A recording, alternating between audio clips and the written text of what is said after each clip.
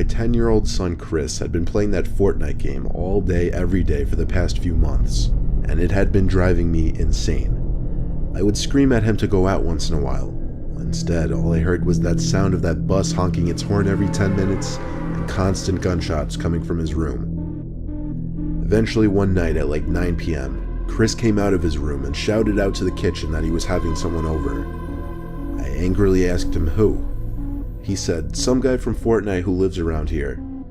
A fuse went off in my head as I heard this. Apparently he invited over some random person he was talking to on Fortnite.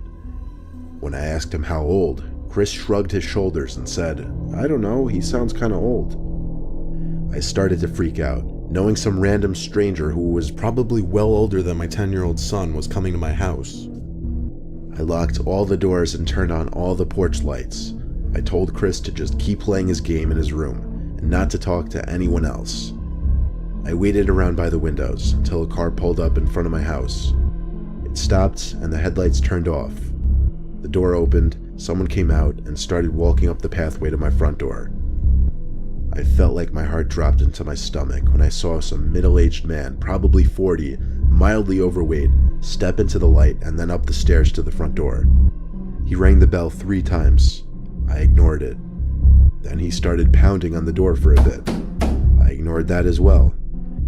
He walked down the stoop, looking up through the windows as he walked down the pathway. I made sure he couldn't see me. I thought for sure he'd go to his car and leave, but he went around to the side of my house, out of sight from the windows. He was actually going to my back door. I heard from around back the door being nudged, as he clearly tried to open it. I stayed put where I was. There were no other entry points to the house, so once he gave up, he would surely leave.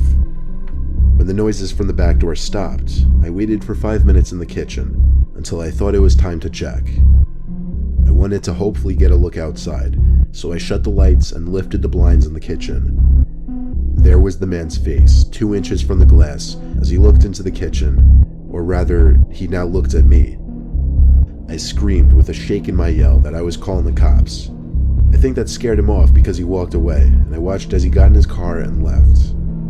I didn't call the cops though. Instead, I marched right to Chris's room and scolded him. I grounded him for 2 weeks for endangering not only the household, but himself. That meant no video games for 2 weeks, and after the 2 weeks, he would have to go 2 months without access to his wireless headset. Now that the 2 weeks are up, he's back on the game. I get sick to my stomach thinking about what would have happened if I wasn't home.